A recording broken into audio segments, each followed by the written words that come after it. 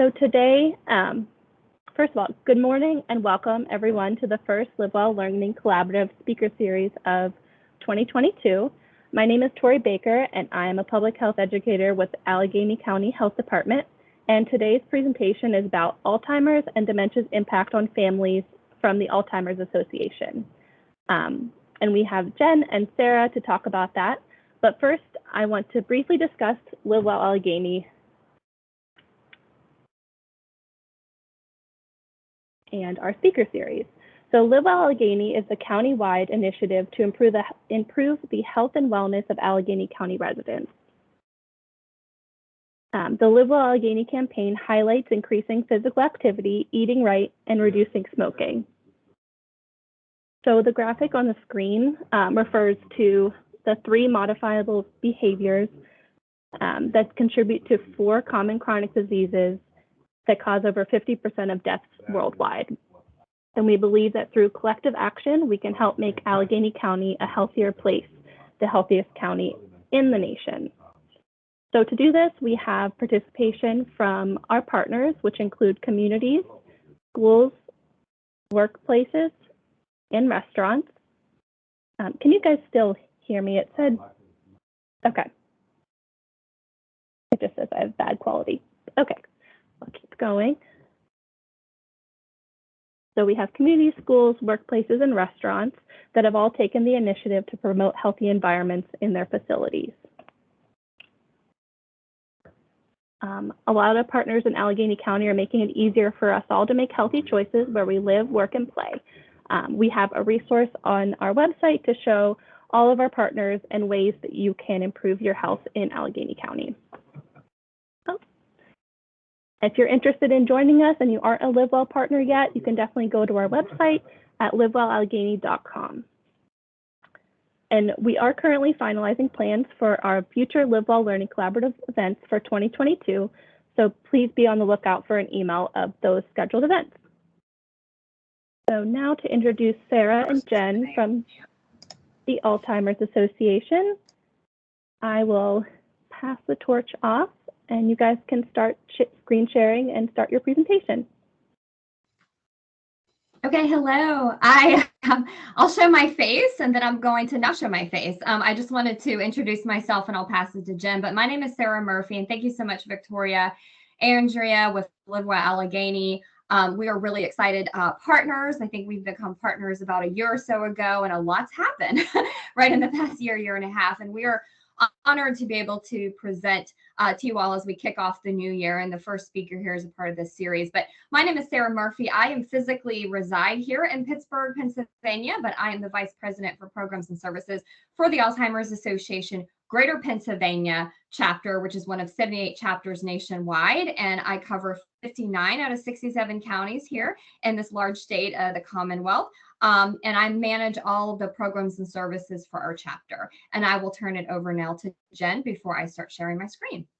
Great. Thank you and good morning, everybody. My name is Jen Ebersole. I'm the Director of State Government Affairs with the Alzheimer's Association, and I work collaboratively with both the Greater Pennsylvania chapter and Sarah and the Delaware Valley chapter that make up all of Pennsylvania. So I work very closely with the General Assembly, and I see that we have somebody from Representative Miller's office here. Louise, thank you so much for joining us.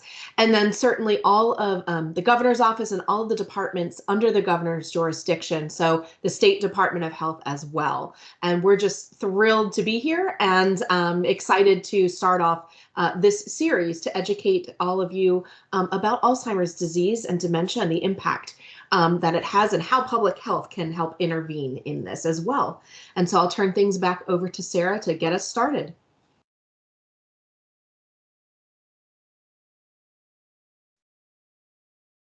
And Sarah, if you're talking, you are on mute.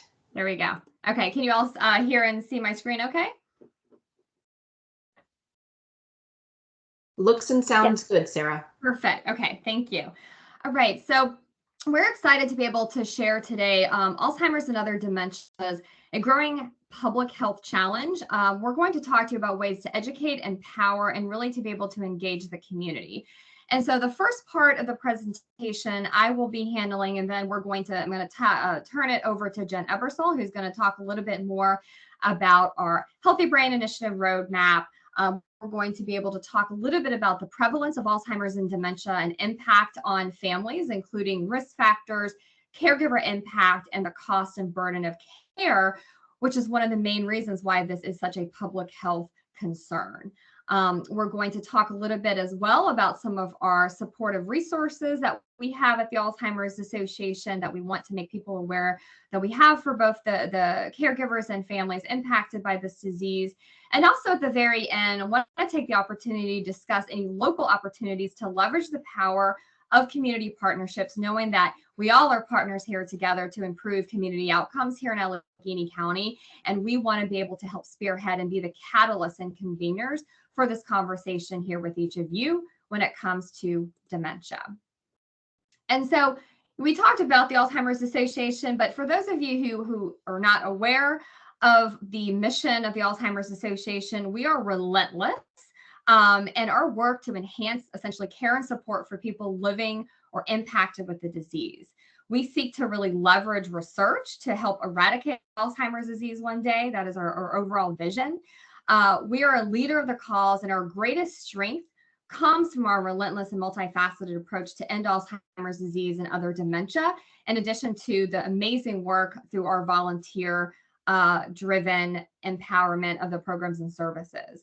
We are the Alzheimer's Association is a worldwide voluntary health organization dedicated to Alzheimer's care, support, and research. And our mission statement is outlined here. We want to lead the way to end Alzheimer's and other dementia, ultimately. And by doing so, for accelerating global research, even research right here in our backyards. We've helped fund amazing research going on here at the Alzheimer's Disease Research Center. In addition to being able to hit important messaging regarding risk reduction, early detection, and maximizing quality care and support. And so, not going to go over every single statistic that you see here on the screen, but every March, actually, usually the first week or so of March, the Alzheimer's Association releases the Alzheimer's Disease Facts and Figures report. And so this really highlights the statistics that we outlined back in earlier of 2021. And so this shows here the heavy burden of Alzheimer's disease on individuals and families, and society continues to grow. We see here that more than 6 million Americans 65 or older are living today with Alzheimer's disease or other dementia, and expected to more than double to 12.7 million by 2050. We know that 1 in 3 senior dies with Alzheimer's or dementia. And we also see that discrimination is a barrier to Alzheimer's and dementia care. We've outlined here populations that have experienced, through a survey that we released through a special report of the Alzheimer's Disease Facts and Figures report this past year, that populations reported discrimination when seeking healthcare through their healthcare provider. And you'll see the work here from the survey results from Black Americans, Native Americans, Asian, and Hispanic Americans.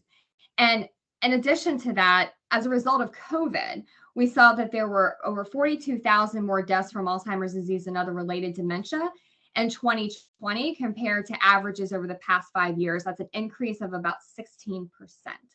And so what we see here is just a real snapshot, and I'll go over a little bit more in depth about cost of care as well, that Alzheimer's and dementia has become a public health issue. Because the burden is large, the impact is major, and there are ways we are learning that we can intervene as we talk about this in the community. And so now I want to discuss a little bit more about Alzheimer's disease and related dementia, and also being able to understand some of the risk factors involved that we know. So overall, the number one question we get really at the Alzheimer's Association when we do education is really, what is the difference between the two terms, Alzheimer's disease and the term dementia? And so you'll see here that dementia is a syndrome. So dementia is actually, the visual here, the overall umbrella term used to describe a range of symptoms associated with some form of cognitive impairment. And you'll see that there are many different types of dementia. Alzheimer's disease happens to be the most common cause of dementia. It makes up about 60 to 80% of the cases of dementia. And so overall, dementia is that syndrome, or essentially that collection of symptoms, and it is what the person experiences, not what causes the experience. And so Alzheimer's is a disease or that biological cause of dementia. And so we know that dementia means that a person's cognition has declined to the point that it starts to interfere with their ability to do their activities of daily living. And so things that we do every day that we take for granted. So being able to think, to plan, to reason. That includes cognitive, behavioral, and psychological symptoms. And again, this is all due to biological changes that we see in the brain, not overnight, but it's a very long, typical process. You know, someone can have the disease on average anywhere from 8 to 12 years. Some can live as long as 20 years. We also know too that some causes of cognitive decline can be reversible, but not truly dementia. And so what we understand is that the importance of being able to, if someone is experiencing some of the warning signs of Alzheimer's disease, we do encourage individuals to go seek help from their healthcare provider to see what is causing essentially some of this cognitive changes or impairment, so they can ultimately see what exactly is getting on and get a dignified diagnosis. And so, as I said earlier, we're better able to understand what ultimately can cause Alzheimer's disease. We ultimately don't know 100% what causes it, but we do know that Alzheimer's disease is not a normal part of aging. You know, we do know that there are, and we see two different categories here on your screen. You have the purple circle that are listed the non-modifiable risk factors. So what we know can't be changed. So things that are out of our control. You know, we know that age, unfortunately, is the greatest risk factor for dementia, but doesn't mean that just because you're 95 years old means that you're going to get dementia. It does increase one's risk as one ages. We also know that family history or genetics can be a risk factor for dementia, in addition to an increased risk with race and ethnicity. And we'll talk a little bit more about that on the next slide.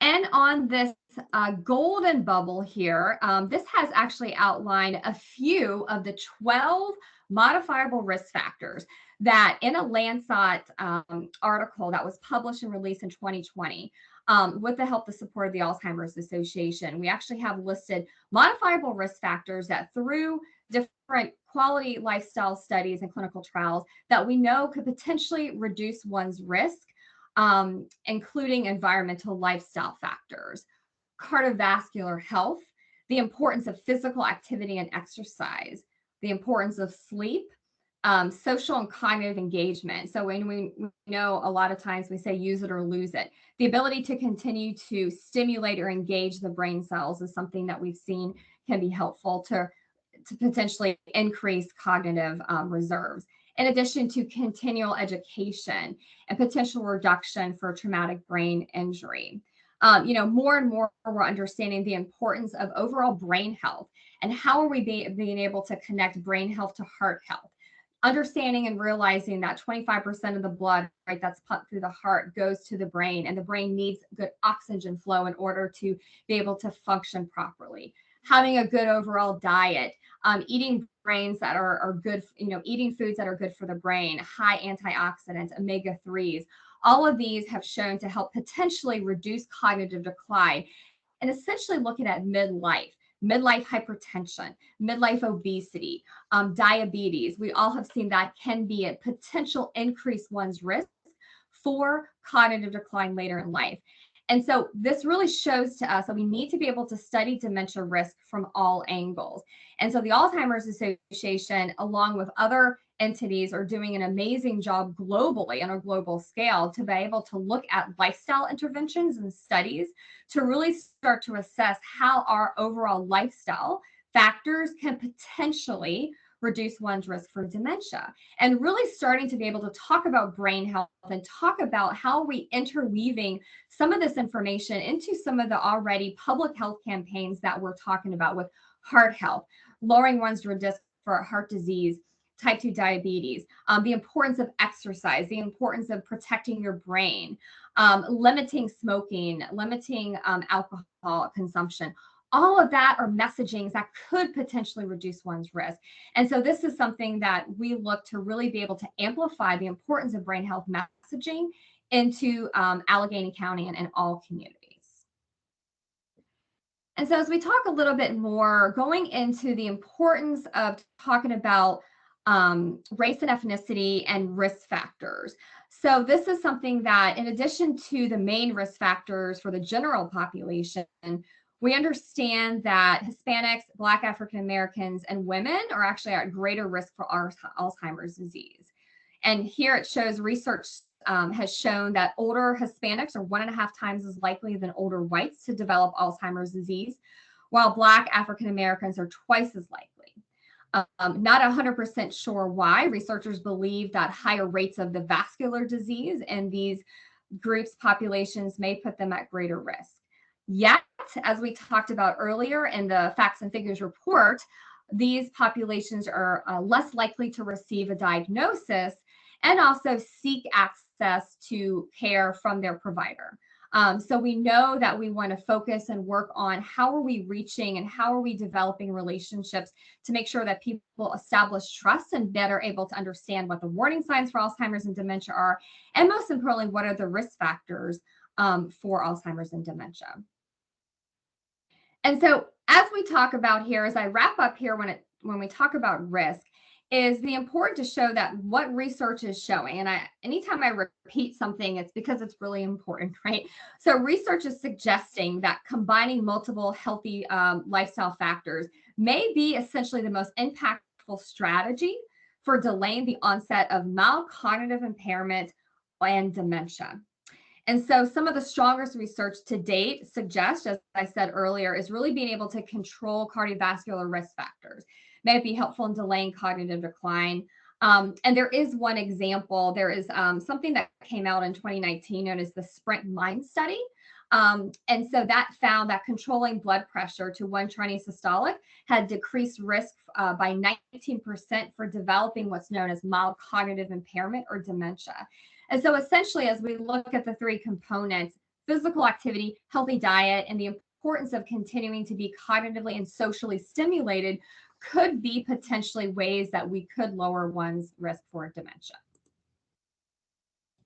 And so that was one study, the Sprint Mind Study, out of a plethora of multiple studies that the Alzheimer's Association, along with other institutions and organizations, are looking to tackle this disease. And so if you want more information about research or the latest and greatest, we have an app. There's an app for everything. The Alzheimer's Association has the Science Hub app that you can download at no cost on your smartphone to be able to read and to look at the latest information on research when it comes to dementia. And so the next part of my part of the presentation is really going to talk about the impact on caregivers. And we talked about the greater risk for people, especially over the age of 65 with Alzheimer's disease.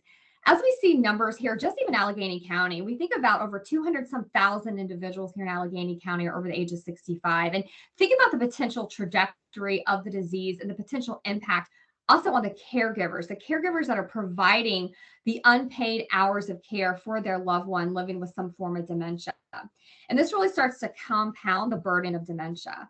And so you see here, we talked a little bit about the average of someone living with dementia could be 4 to 8 years after the diagnosis. Again, everyone is different, yet some could live as 20 years. And on a personal note, my great uncle had Alzheimer's disease and he lived a good 20 years with the disease. And I'll have to say, I commit that to his caregiver. His wife, really kept a great quality of life for him, but it was exhausting, as you can imagine, physically, emotionally, for her.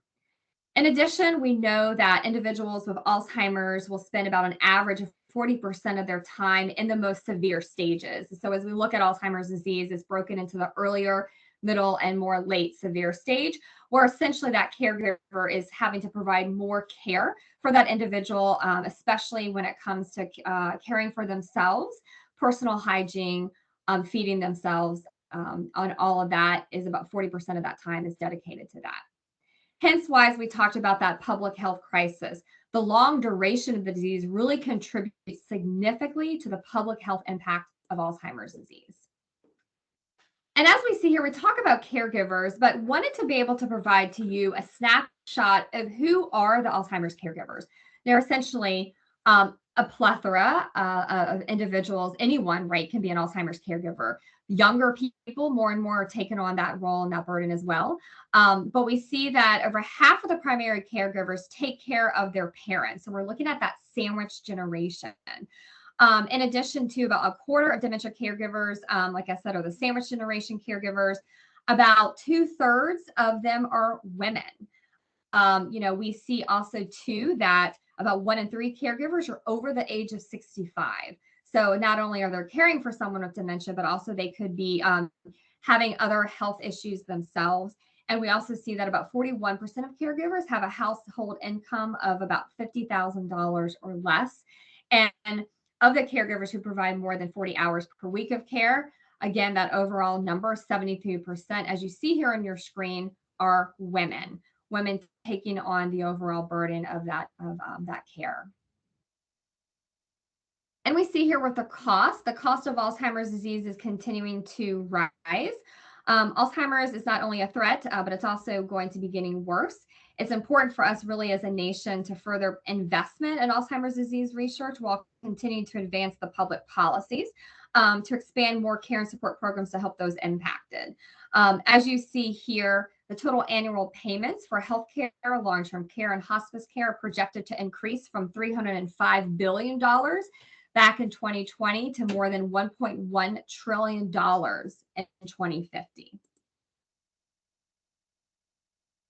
And last here, as I wrap up on the impact and overall statistics, again, I talked about in the Alzheimer's Disease Facts and Figure report about COVID-19 and dementia.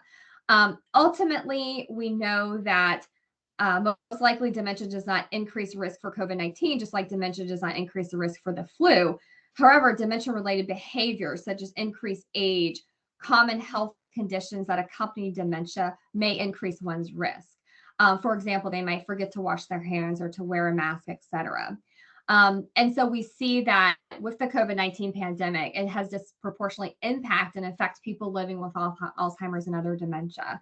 And so I had outlined earlier the start of COVID-19 pandemic through the end of 2020, we have seen an increase, 16% increase of individuals with Alzheimer's and dementia deaths from the previous 5-year average. And so thinking about the impact just of COVID-19 and the long-term care entities, being able to even visit with their loved ones and to see their loved ones in the beginning of this pandemic was emotionally and physically really exhausting, even for that caregiver, not being able to visit with them. And so this is something definitely COVID-19 has impacted how we're caring for individuals with dementia and overall seeing that increased impact it's having with numbers of death as well. So with all of that, wanted to provide a little bit of hopeful information, right? Talking a little bit about, yes, we know the trajectory of the disease, but as we dive a little bit further into this presentation, we're going to talk about ways that you can make an impact, right, with your organization, but also better able to understand what the resources that we have from the Alzheimer's Association to help support those and organizations like yourself to be able to reach and access people that may be impacted. So if you're not aware, the Alzheimer's Association has a 24/7 helpline that is just that. We have over 200 master level care consultants that are available around the clock, 365 days a year. We call them helpline specialists. They have master level clinicians, essentially that have over 400 hours worth of training that provide confidential support, care navigation information, and resources for those that have either a basic question about the disease or really are just looking to know that they're not alone, to be able to talk to someone about what's going on with themselves or their loved one. We don't believe language should be a barrier for getting help and support. And so we have a bilingual staff and translation services in over 200 plus languages, which I think is something that we want to make sure we amplify that message, especially here we look at Allegheny County and the diversity and the different populations we have, we want to make sure that that is something that we're sharing with our community members. In addition, we have a live chat feature that will look just like this little green box here. When you go into our website and you're looking for information, you can chat with someone right then and there, because we understand some people like to get information and support, maybe not via the telephone, but maybe just online. And so we have a multiple ways of being able to get that support. In addition to, I will say that for now, all of our educational programs, again, they are at no charge to the community. We have actually over 12 educational programs that we offer into the community through our amazingly trained Alzheimer's Association community educators. Right now, just due to the pandemic, all of our programs are virtual. However, we do, when there's an end in sight here, we do offer them both in person and virtual and hybrid, just depending on the situation and when the pandemic improves a little bit. But for now, we do offer them, and you'll see the listing here of the different types of topics we offer. The most popular one we offer are two that I'll highlight. The 10 warning signs, which we didn't have the chance to go over today, but what are the warning signs? What's the difference between normal age-related memory loss versus something more serious like dementia? And when should you seek advice and support from your healthcare provider? In addition to going into depth on the healthy living for your brain and body. That program is an excellent presentation that goes over through evidence-based research from the Alzheimer's Association and others that talks about what are some ways and examples of you can lead a healthy brain lifestyle. And so being able to share this useful, practical information into the community is something that we want to get in the hands of every constituent here in Allegheny County. And so I'm now going to turn it over to my colleague, Jen Ebersole, who's going to finish up the rest of our presentation here today. Great, thank you so much, Sarah. And I know in the interest of time, I'm going to kind of fly through some of my slides here. But Sarah really covered the topics about, really talking about the impact of the disease and also some of the resources that the Alzheimer's Association has available. But I'm really going to extrapolate two tools that we have available for communities to use in the effort to take action against and fighting back against this devastating disease and growing public health challenge. This slide, actually, this graph just shows you really how that prevalence of the disease and associated costs that Sarah talked about are dramatically rising and expected to do so in the foreseeable future.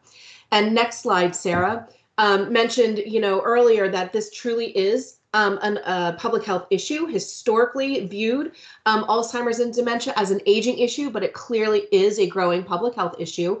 Because the burden is large, the impact is major, and there are ways to intervene. Next slide. Today, we understand that the brain changes associated with Alzheimer's and dementia take root many years and even decades before these symptoms appear. And that's why a life course approach to Alzheimer's and other dementias is needed, and why we need public health involvement. Throughout the dementia continuum, which in this graph you can see is in the purple, the public health community in blue can intervene by promoting health behaviors and reduce risk of cognitive decline, encouraging early detection and diagnosis of cognitive impairment and dementia, improve the quality of care for and the safety of people impacted by dementia in their communities, and attend to caregivers' health and well-being. And these are really essential public health activities that help reduce the burden, improve health outcomes, and promote health and well-being among both people living with dementia and their caregivers. Next slide, Sarah.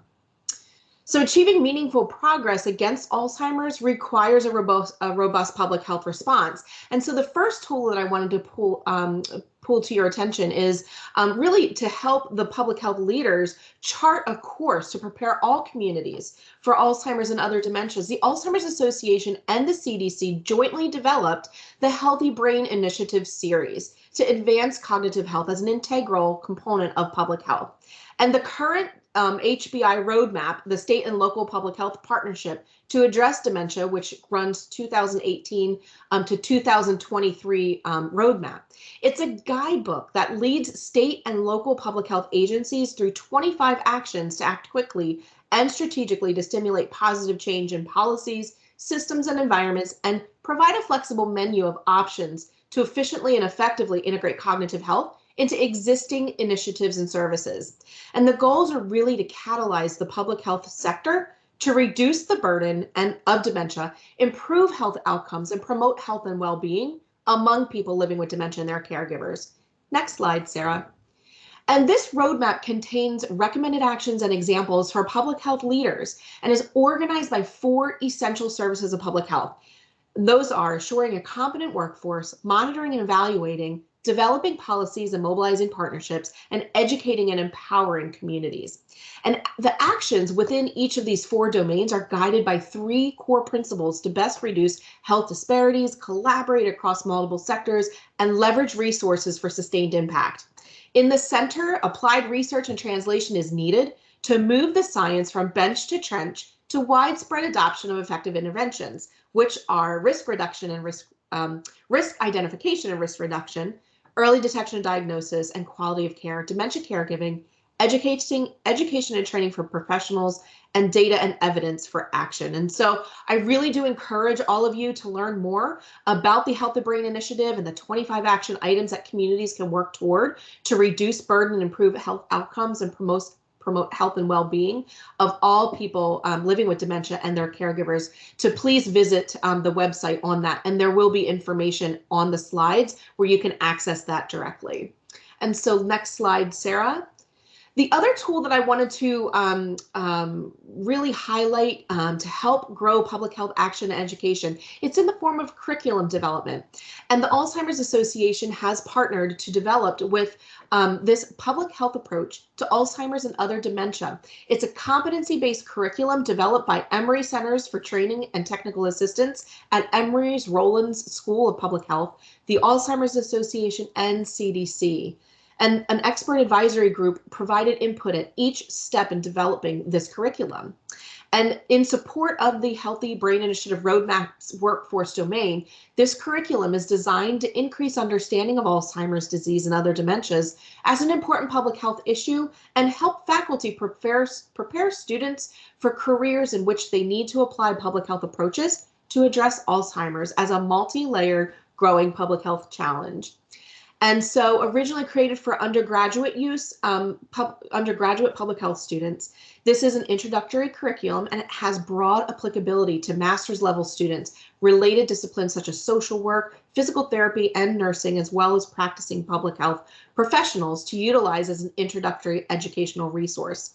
It's comprised of 4 modules. It provides an introduction to Alzheimer's and dementia as a public health crisis, the basics of Alzheimer's, the role of public health in addressing the epidemic, and an understanding of dementia-capable systems and dementia-friendly communities. Next slide, Sarah. This curriculum, it is peer-reviewed and competency-based and can be used in a number of interactive ways in various settings. And the 4 modules were designed for use either as a set or a standalone module. Users are free to make changes to the materials to fit their needs, including adding or modifying, removing content, graphics, talking points, and other ways. And it's important to note that this is a free curriculum for everyone to access. Next slide, Sarah.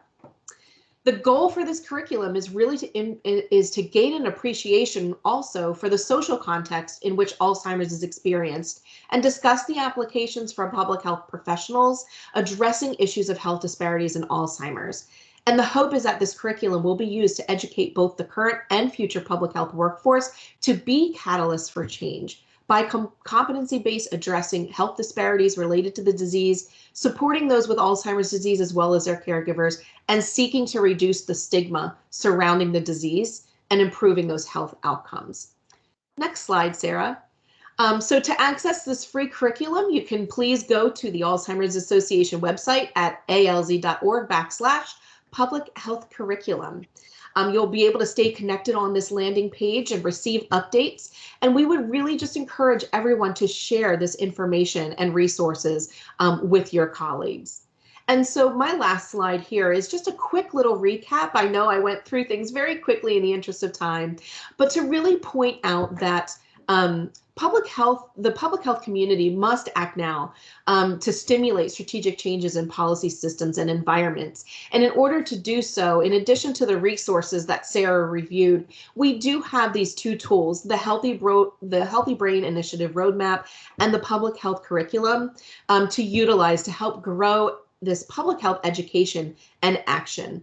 And if you would like to get additional information or resources for public health professionals, you can also access those at the link provided. And I'm going to turn things back over to Sarah to close us out and have an opportunity to ask any questions. Great. Thanks so much, Jen. I know we just shared a lot of information at you, but really wanted to wrap up here with, Livewell Allegheny, we all are partners. We all have a similar desire, again, to increase community health outcomes, whatever that may look like. And so as we, hopefully you understand at the end of this presentation, really the impact that dementia is having in our community. Recently, the Alzheimer's Association, really nationwide, we do community forums. We were lucky enough to do one in person right before things got really bad here in Allegheny County. We had a community forum in December where we brought together about 15 or so community stakeholders and caregivers, and we talked about what are we doing specifically here in Allegheny County to address the unique needs of those impacted by dementia. And so really some of the things we heard from the forum, not a surprise, is lack of understanding of what's available in the community. Especially when it comes to education about what are the risk factors and what can I do if I myself or my loved one might be experiencing some of the warning sign. And so you see here on your screen, we have the desire to increase our partnerships and our reach in communities. And we're here today specifically talking about Allegheny County. And so as we heard the input, I'm more than happy to share our community forum brief with each of you, just a summary of what we heard at the forum, but really what are we going to do about it? What are we going to do to address the challenges, but also what are the opportunities we have here in Allegheny County? So how can you help increase your the community or the people that you serve awareness about dementia? How can we at the Alzheimer's Association, now that you understand our resources and even the resources that Jen had shared, what can we do to help you with that? In addition to taking part of that community strategy here in Allegheny County, we're working with the YMCA here. They're one of our huge partners and looking to see how they can leverage some of our programming into some of their activities and programs that they're doing. And then lastly, interested in volunteer opportunities with the association. There's many, again, you can volunteer for anything, but really what interests you? And, we're always looking to increase awareness on education about the disease and how can we continue to identify volunteers that can help amplify that message in communities. And so wanted to just end on that, end with some of those questions. You don't necessarily have to answer them today. We can certainly open it up now for discussion, Q&A portion, which I believe Victoria is where we are now, but wanted to just leave this slide as something to think about because that's something that we're looking to do. How can we increase awareness? How can we drive more participation and having people feeling empowered to go to their doctor, to get screened, to understand what resources are out there for them? And how can you help us essentially with what you do, be able to do that to better serve our constituents here in Allegheny County? So with that, I think that ends our presentation, and I will now open it up to see if there's any questions.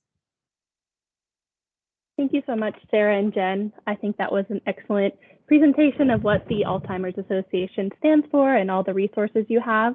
If anybody has any questions, feel free to drop them into the meeting chat and we can get those answered.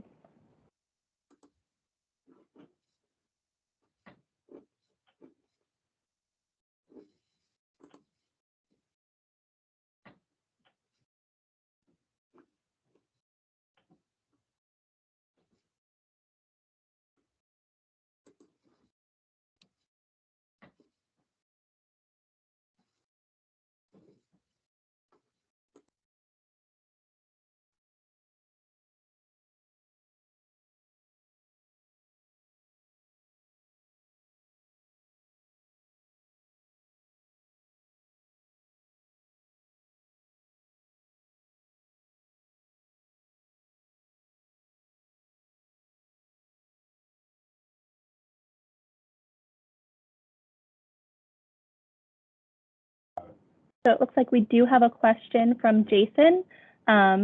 He said, could you talk about any environmental factors that contribute to Alzheimer's? He did miss the first portion of the presentation. Yeah, sure. No, thank you. And again, I appreciate all the comments. We certainly know we only hit a little bit about Alzheimer's and dementia in about 25, 30 minutes. But I would say I will also put in the link to the article that actually is very well done, The Lancet, that was released in 2020, that goes into depth about the 12 modifiable risk factors. But really, as we look at, access to fresh fruits and vegetables, right? Looking at environmentally access to being able to, control lifestyle and all of that, all of those things are things that we know that could be potentially modifiable risk factors. But I can also share with you in depth the article, in addition to more information from the hub. So Jason, in case you missed it, there's an app for everything. We have something known as the Science Hub app that has a lot of great information, direct links to in-depth articles, also lifestyle interventions, clinical trials that they're doing right now that's really assessing those environmental lifestyle factors and how essentially is that impacting controlled groups and cohorts on potential, and I keep saying the word potential, reduced risk for cognitive decline, and really looking at both folks in midlife, in addition to those that are older that could have linkage to family history of Alzheimer's disease, and in addition to healthy adults as well.